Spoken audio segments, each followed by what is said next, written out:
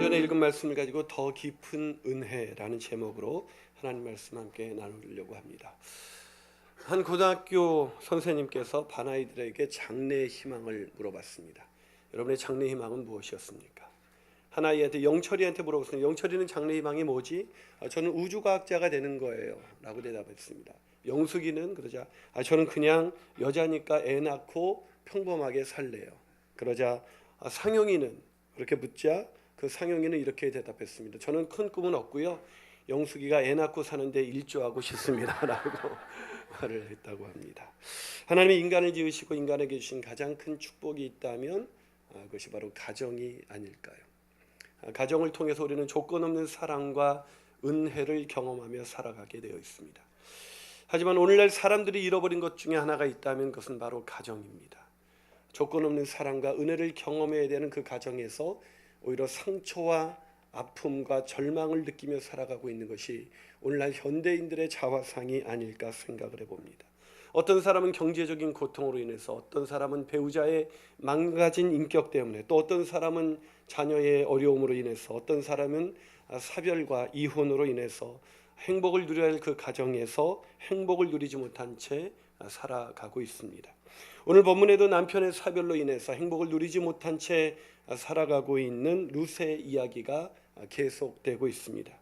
남편과 아름다운 가정을 꾸리려 했던 이 룻의 가정에 어느 날 남편의 죽음은 이 가정의 행복을 송두리째 앗아가고 말았을 것입니다. 게다가 룻의 시댁은 룻에게 다시 한번 가정을 회복시켜 줄 수 있는 그런 가능성조차 없었던 가정이었습니다. 시아버지도 죽고 두 아들 다 죽었기 때문이죠. 하지만 오늘 본문에는 이런 룻에게 새로운 하나님의 놀라우신 은혜가 점점 더 가까이 다가오고 있음을 말씀해주고 있습니다. 오늘 본문의 8절에 바로 보아스라는 존재가 바로 그 은혜의 증거였습니다. 당시 이 보아스와 룻은 누가 봐도 이렇게 서로 짜맞힐 수 있는 그런 커플이 아니었습니다. 하지만 하나님께서는 도저히 이렇게 어울릴 수 없는, 어쩌면 보아스는 그 당시 유력한 자였고 인품과 신앙이 훌륭했던 유대인이었다면 이 룻이라는 여인은 홀로 된 모압 여인으로서, 이방 여인으로서 정말 아무것도 가지지 않은 그런 가난한 여인이었기에 도저히 하나 될 수 없는, 그렇게 어울릴 수 없는 그런 짝이었습니다.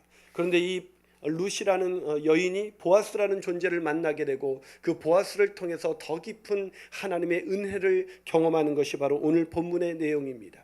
그러게 오늘 우리는 본문을 통해서 세상의 유력한 자 보아스를 통해서 룻의 가정이 회복될 수 있었다면, 더 큰 은혜를 경험할 수 있었다면 우리의 보아스이신 예수 그리스도를 통해서 우리의 인생도 되고 더 큰 은혜가 부어질 줄로 믿습니다.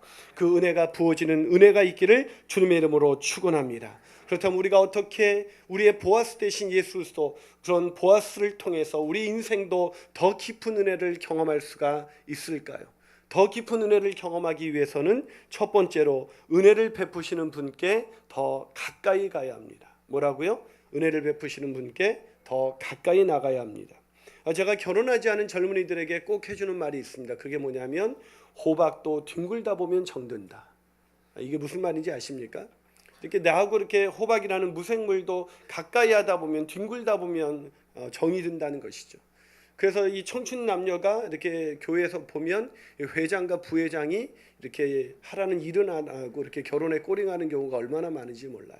특히 청년들이 이렇게 단기 선교여행을 가면 집을 떠나서 같이 생활하면서 같이 먹고 이렇게 움직이면서 그 서로에 대한 매력을 느끼면서 이렇게 이 선교여행 갔다 와서 선교를 나가진 않고는 이렇게 결혼에 꼬링하는 그런 경우가 상당히 많이 있습니다.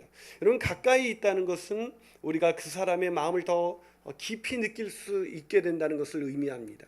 오늘 본문의 룻은 그 원리를 알았던 여인처럼 보아스에게 더 가까이 하기를 원했습니다. 왜요? 보아스를 통해서 더 많은 이삭을 줄 수가 있었기 때문에 보아스에게 가까이 가기를 원했죠. 이 보아스에게 가까이 간다는 것을 오늘 본문에서 어디 나와 있습니까? 자, 오늘 본문 바로 앞구절인 7절에 이 룻이 어떻게 보아스에게 가까이 하려고 했었는지 그 이야기가 나옵니다. 자, 7절을 한번 읽어볼까요?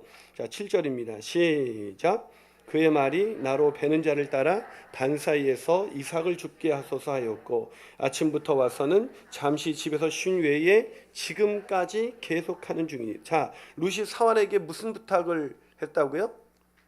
나로 베는 자를 따라 이삭을 죽게 해달라. 이것이 어떻게 보아스를 가까이 하려는 룻의 의도가 담긴 거라고 할 수가 있겠습니까? 우리가 이 본문을 이해하기 위해서는 당시의 사회적인 관습을 이해할 필요가 있습니다. 당시 가난한 과부나 이방인들은 누구든지 추수한 밭에서 이삭을 주울 수가 있었어요. 그런데 이 베는 자를 따라서 이삭을 줍는 것은 그 누구나 주술 수 있는 것이 아니라 그 추수하는 밭의 주인이 허락해야만 주술 수가 있었어요. 다시 말해서 이 그 룻이 그 사환에게 베는 자를 따라 이삭을 죽게 해달라는 얘기는 당신의 주인에게 좀 내 얘기를 좀 해달라고 부탁하는 것과도 같은 것입니다. 그래서 사환이 보아스가 왔을 때 저 여인이 나로 하여금 베는 자를 따라 이삭을 죽게 해달라고 하는데 어떻게 할까요? 라고 그렇게 보고하고 있는 것입니다. 자, 결과가 어떻게 됐을까요?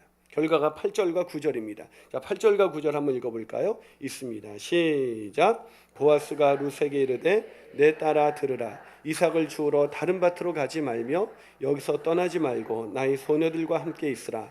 그들이 베는 밭을 보고 그들을 따르라. 내가 그 소년들에게 명령하여 너를 건드리지 말라 하였느니라. 목이 마르거든 그릇에 가서 소년들이 길어온 것을 마실지니라. 하여튼 남자들은 순진해요. 이게 보면 이렇게 결혼을 한 게 보통 이 남자가 여자를 좋아해서 결혼한 것 같지만 이 룻처럼 이 보아스가 이렇게 그런 보아스에게 가까이 가서 접근해서 그 앞에서 이렇게 알짱알짱거리는 것이죠. 그럼 남자는 순진하게 이제 그 여자가 크게 어느 날 들어오면서 그 여자와 결혼을 하게 되는 거예요. 자, 자신을 가까이 하려는 이 룻의 치밀한 계획을 전혀 눈치채지 못했던 보아스가 어떻게 합니까? 그 룻에게 은혜를 베푸는 거예요. 뭐라고 부르고 있습니까? 내 딸아라고 불러요. 여러분, 이방 여인을 딸아라고 부른다는 것은 이 보아스가 이 룻에 대해서 얼마나 좋은 감정을 갖고 있는지를 보여주고 있는 본문이죠. 게다가 룻을 건드리지 못하도록 보호하고 쉽게 구할 수 없는 물을 마음껏 먹을 수 있도록 합니다. 그 당시 이 이삭을 줍는 사람들이 이삭을 주우려고 하다 보면 목이 마르지 않겠습니까? 일을 하다 보면 그때 다시 물을 먹으러 이렇게 갔다가 다시 돌아오면 굉장히 늦어지는데 소년들이 길러온 물을 언제든지 먹을 수 있도록 해준다는 것은 이 룻에게 특별한 호의를 베풀고 있는 보아스의 모습을 우리가 알 수가 있는 것입니다. 자, 이런 특별한 호의가 왜 룻에게 왔습니까? 저절로 왔습니까? 아니요. 이 룻이 보아스 사환에게 나로 하여금 베는 자를 따라 당신의 주인에게 말해서 베는 자를 따라서 이삭을 죽게 해달라는 이 간절한 요청 때문에 가능했던 것입니다. 사랑 여러분, 누가 은혜를 받습니까? 하나님께 가까이 나가는 사람, 하나님께 은혜의 보좌 앞에 더 가까이 나가는 사람이 은혜를 경험하게 되는 것을 믿게 되시기를 주님의 이름으로 축원합니다. 그래서 그 은혜를 늘 누리기 원한다면 하나님의 말씀을 가까이 하십시오. 하나님을 가까이 하십시오. 하나님을 가까이 함으로 그 은혜 속에 충만한 인생을 살게 되시기를 주님의 이름으로 축원합니다. 한 발 더 나가서 우리가 어떻게 더 깊은 은혜를 경험할 수가 있을까요? 그 두 번째 비결은 자격 없는 자를 사랑하시는 하나님의 마음을 깨달아야 합니다. 하나님의 마음이 어떤 마음을 깨달아야 된다고요? 자격 없는 자를 사랑하시는 하나님의 마음. 여러분, 결혼식 할 때 누가 더 이렇게 아깝다는 얘기를 들으셨습니까? 예, 항상 자기라고 이렇게 주장하시는데 저희 부부는 누가 더 아깝다는 얘기를 들었을까요? 여러분이 상상하는 대로 제가 더 아깝다는 얘기를 이렇게 들었습니다.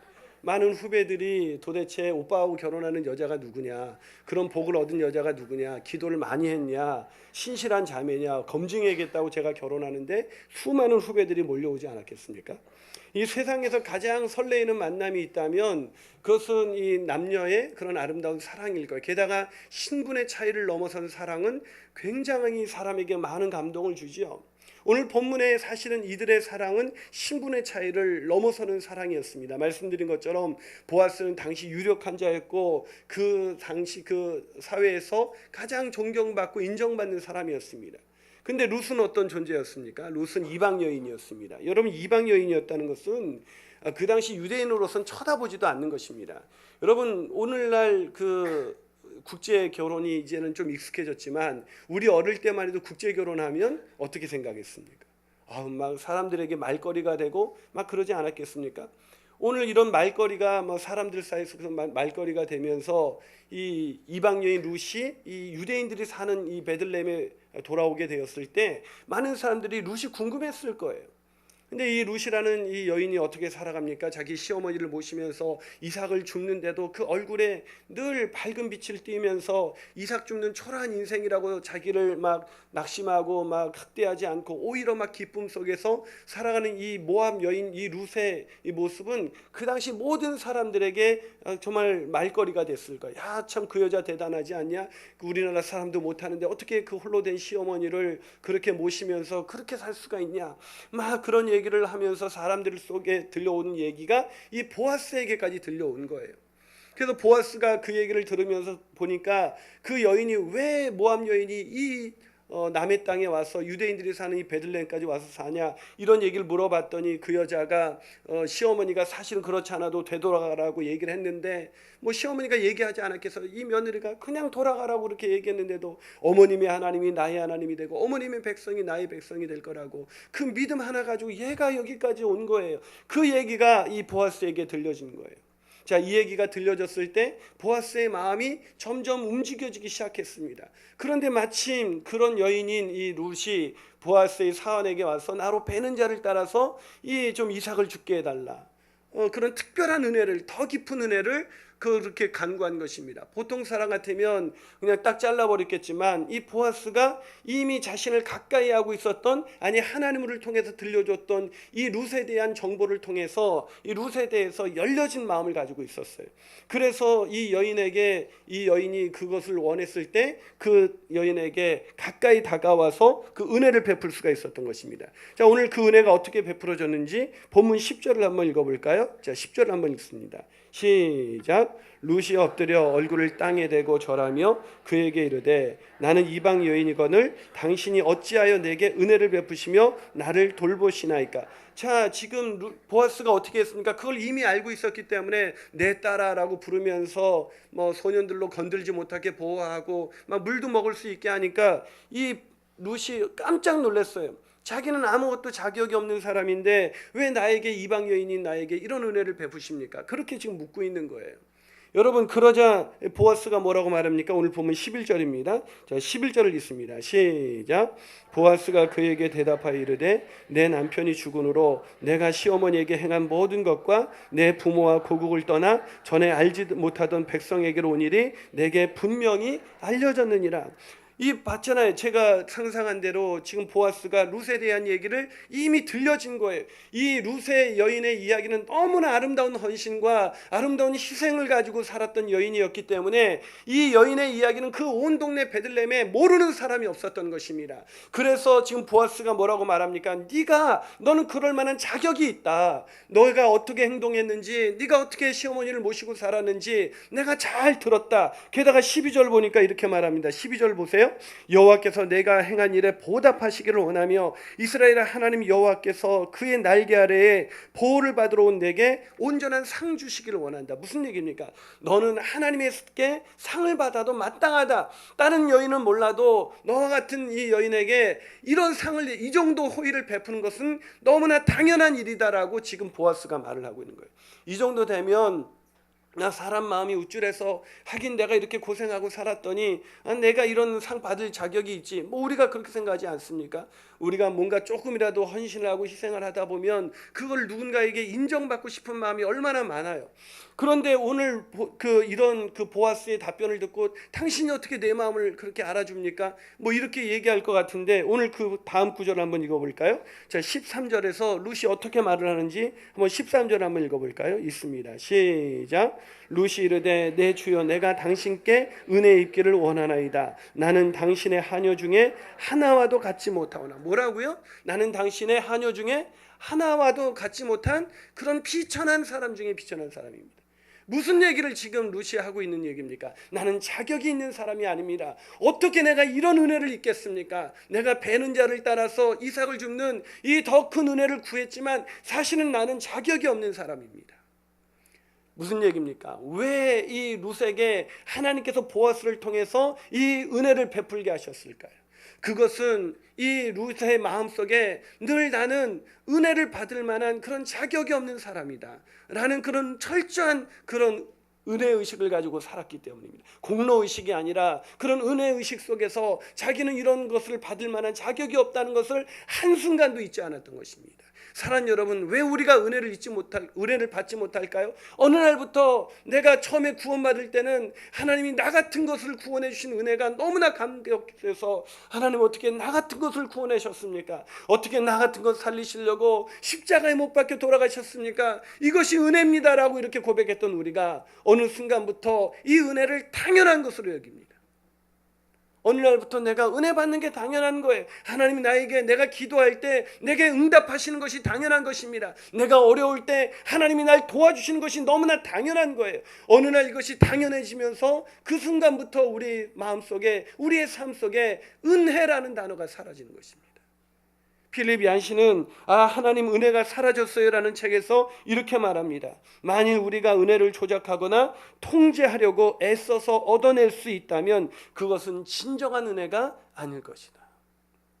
무슨 말입니까? 은혜는 통제할 수 있는 게 아니라는 거예요. 은혜는 내가 얻어 달라고 당연히 구할 수 있는 것이 아니라는 것입니다. 그런데도 우리는 어느 순간부터 하나님의 은혜가 처음에는 감당할 수 없는 은혜, 한량없는 은혜였는데 어느 순간부터는 이 은혜를 하나님이 당연히 줘야 되는 것으로 우리가 여기기 시작했다는 것입니다.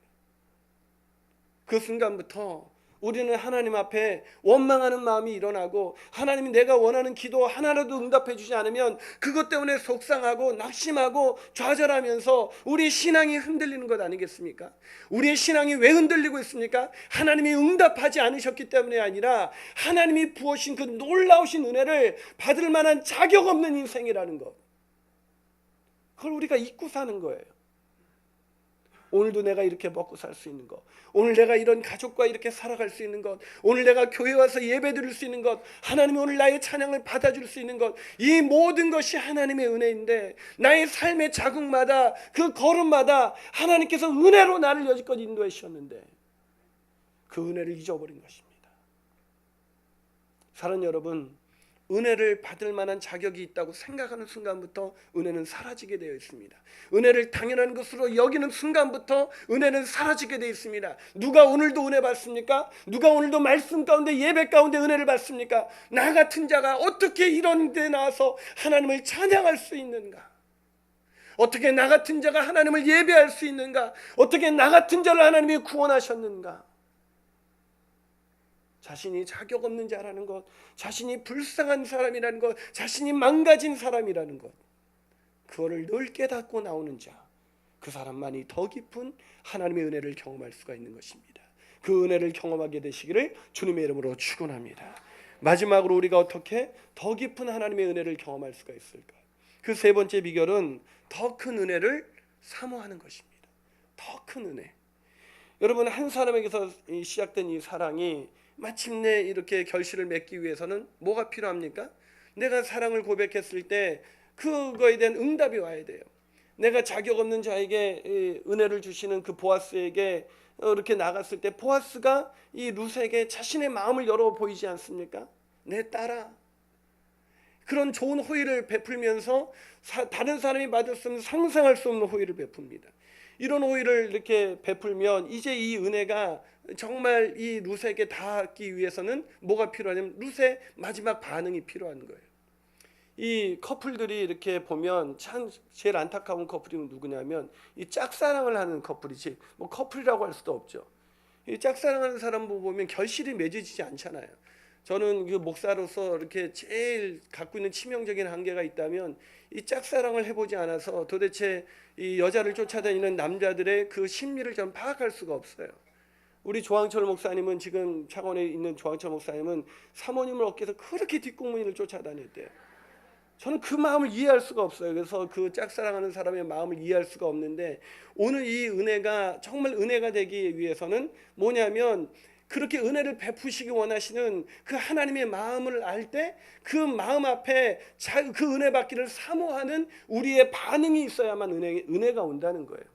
여러분, 하나님은 자비로우신 하나님이십니다. 아멘이십니까? 하나님은 은혜로우신 하나님이십니다. 아멘이십니까? 그런데 이 은혜로우신 하나님 앞에서 내가 은혜 받기를 원합니다라는 이 사모하는 마음이 없다면 은혜는 우리에게 오지 않는다는 거예요.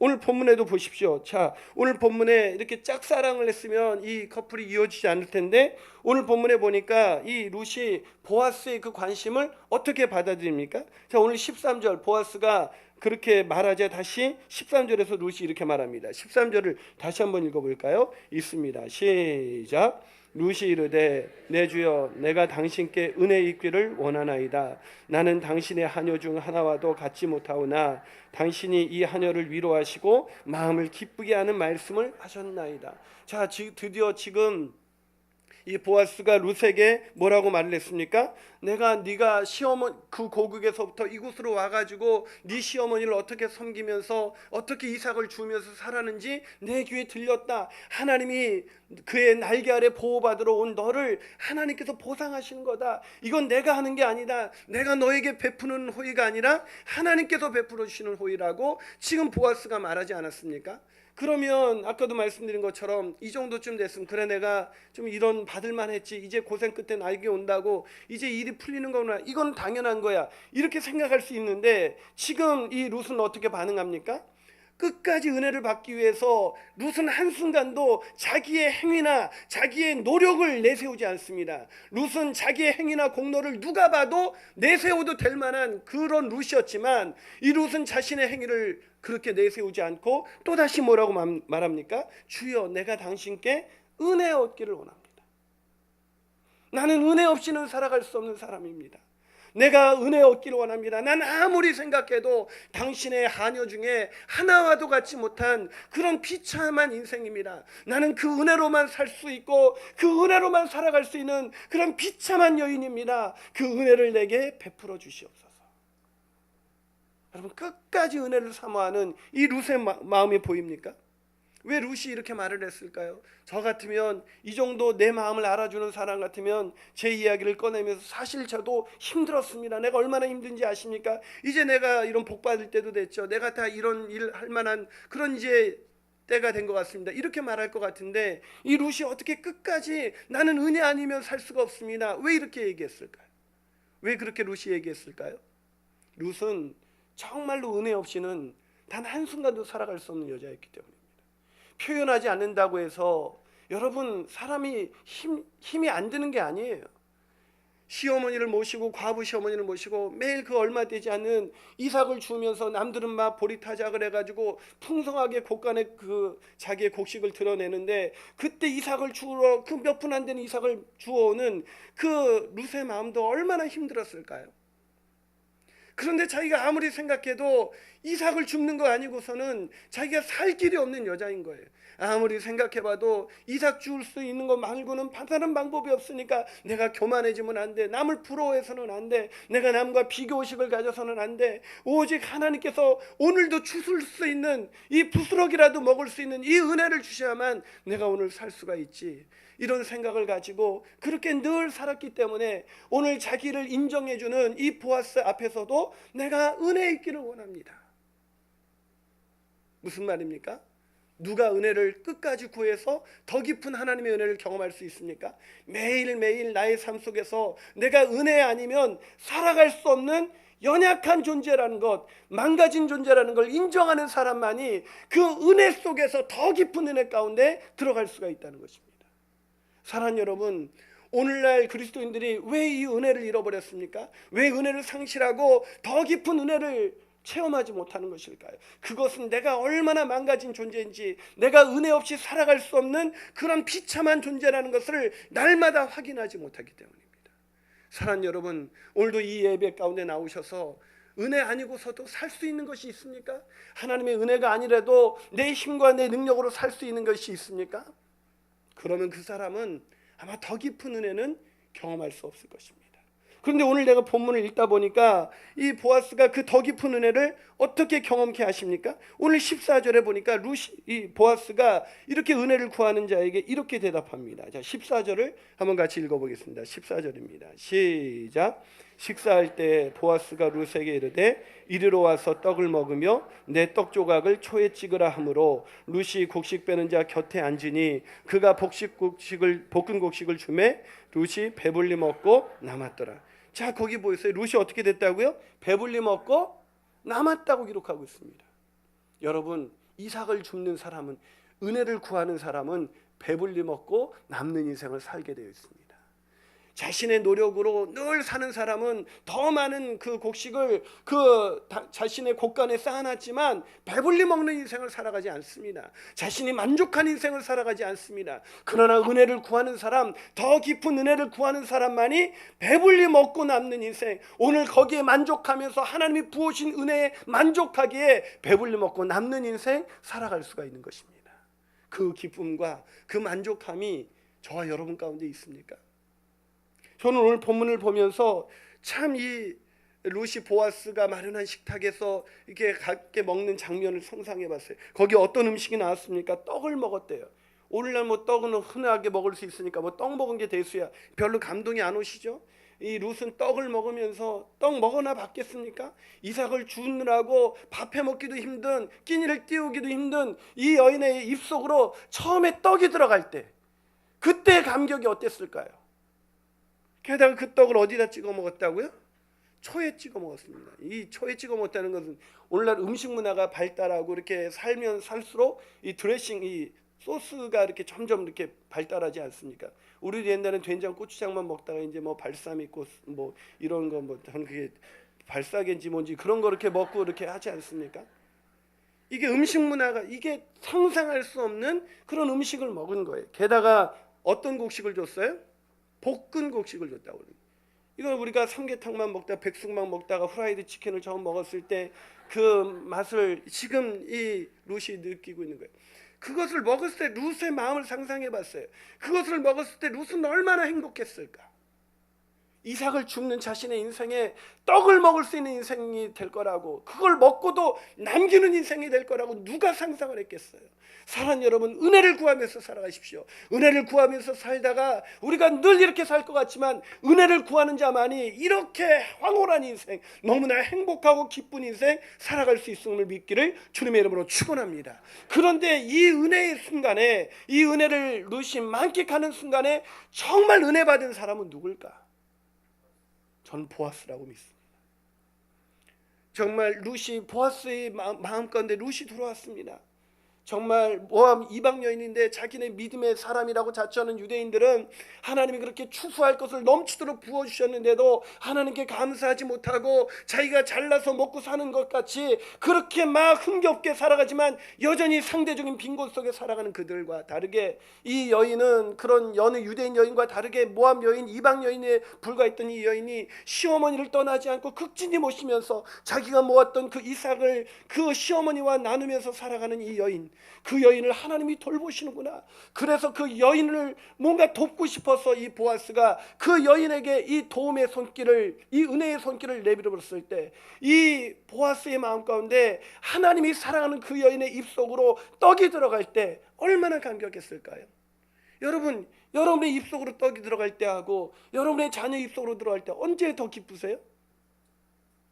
내가 착각을 했네요. 여러분의 입속으로 들어갈 때 더 만족하시는 분들만 계셔서 이게 감각이 안 오지만, 여러분 우리 자녀들의 입속으로 그것이 더 들어갈 때 우리에게 더 눈물 나는 감격을 누리게 되는 건 아니겠습니까? 누가 더 눈물 나는 감격을 누렸겠습니까? 그것은 바로 보아스입니다. 20살의 나이에 세상을 감동시킨 한 자매가 있습니다. 이 자매의 이름은 엄마라고 불러도 돼요? 라는 책을 쓴 케이티 데이비스라는 자매입니다. 사진에 보이시죠? 이 케이티 데이비스는 정말 다복한 미국의 한 다복한 가정에서 태어난 자매입니다. 집안이 유복해서 부모가 사준 작은 노란색 스포츠카도 있었고요. 정말 없는 것이 없이 이렇게 누리면서 다복하게 살아가고 있었습니다. 그런데 이 자매가 지금은 우간다에서 이 20살이 간 넘은 이 자매가 14명의 그 아이들을 입양해서 아이들의 엄마로 살아가고 있습니다. 결혼도 안 한 처녀가 14명의 아이를 키우면서 그 아이들에게 엄마로 그렇게 불리면서 살아가고 있는 것이죠. 이 자매가 처음부터 우간다에 갈 마음은 없었다고 합니다. 그런데 예배를 드리고 하나님을 알아가면 알아갈수록 자기는 정말 하나님을 사랑한다고 그렇게 고백을 하는데, 자기가 말로만 하나님을 사랑한다고 말하지 진짜 마음속에 자기 행동은 하나님을 사랑하는 것이 아무것도 눈에 보이는 게 없는 거예요. 그래서 이 자매가 하나님을 사랑하는 그 마음을 조금이라도 갚고 싶어서 말뿐인 자신의 이 허울 좋은 이 신앙을 좀 벗어버리려고 이 해외 봉사활동을 작정합니다. 그래가지고 해외 봉사활동을 우간다로 가게 됐는데, 처음에 3개월만 생각하고 간 거예요. 근데 3개월만 생각하고 갔는데, 거기서 이 부모도 처음에 갈 때는 네가 그 힘든 곳에 가면 이 미국 땅이 얼마나 좋은지 네가 이제 경험을 하고 돌아오겠지, 이런 생각으로 흔쾌히 보내줬는데, 이 딸이 거기로 이제 고등학교를 졸업하고 막 갔던 이 20살이 된 자매가 거기 가서 그 우간다의 그 전쟁으로 인해서, 그 기근으로 인해서 가난하고 정말 죽어가는 그 아이들을 입양하면서, 이 아이들을 키우면서 마음속에 감동이 밀려오기 시작하는 거예요. 그래서 그것이 3개월이 1년이 돼버리고, 이제 그 1년이 지난 이 자매는 다시는 고국으로 돌아올 생각이 없는 그런 자매가 되어버리고 말았습니다.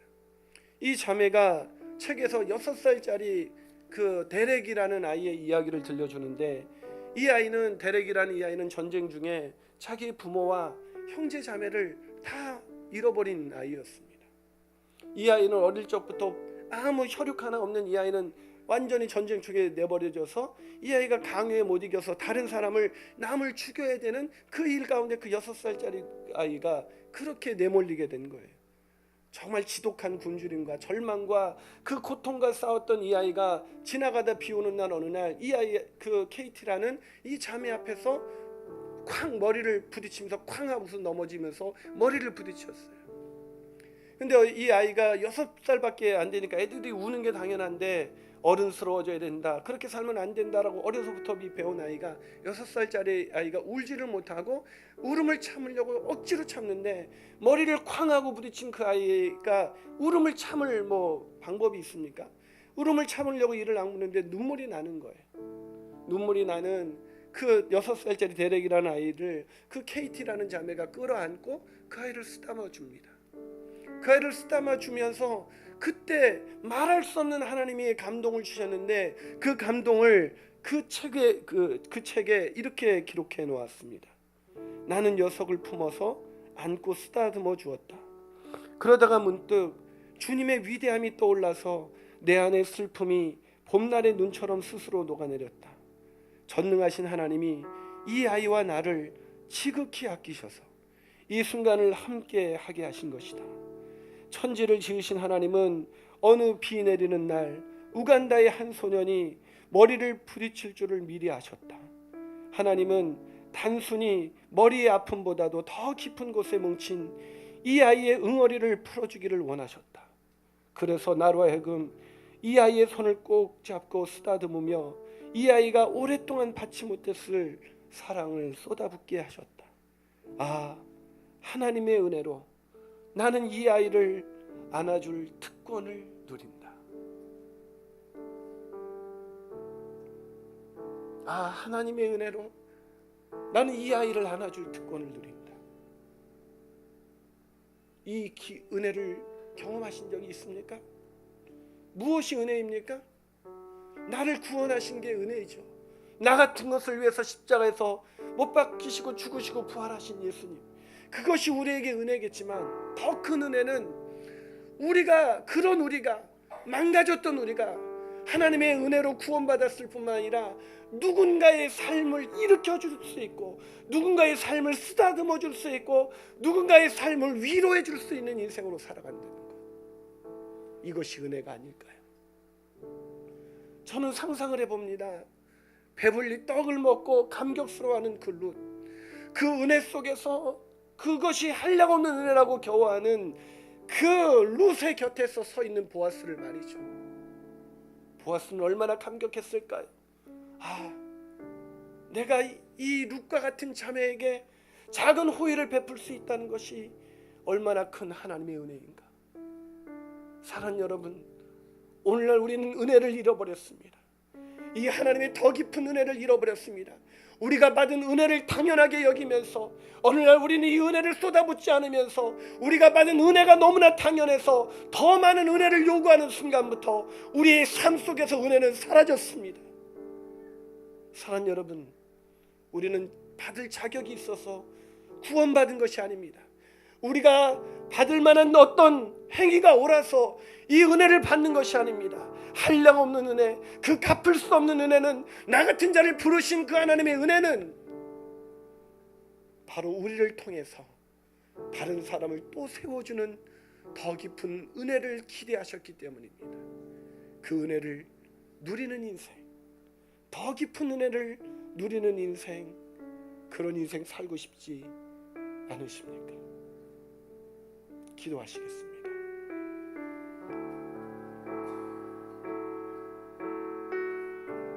사랑하는 여러분, 은혜가 무엇입니까? 왜 우리는 매주일 이 은혜로운 자리에 나오면서도 우리의 마음은 감동하지 않는 것일까요? 받기만 원하기 때문은 아닐까요? 당연하게 요구하고 있기 때문은 아닐까요? 우리가 무엇이 간데 우리가 하나님께 은혜를 받을 만한 그런 자격을 말할 수가 있을까요? 오늘도 주님께서 우리에게 은혜를 내려주지 않으셔도 우리는 마땅한 사람들입니다. 그런데 이런 우리를 불쌍히 여기셔서 우리를 자녀 삼아주시고, 그런 우리를 통해서 누군가를 쓰다마주고 위로할 수 있는 더 큰 은혜의 자리로 우리를 초대하셨습니다. 그 은혜를 누리십시오. 더 깊은 은혜, 그 은혜는 내가 받는 은혜가 아니라 내가 사랑하는 이웃이 받는 은혜이어야 합니다. 그 은혜의 자리로 나갈 수 있었으면 좋겠습니다. 우리 하나님의 은혜로 있을 데 없는 자 찬양하시면서 그 은혜의 자리로 나가시겠습니다.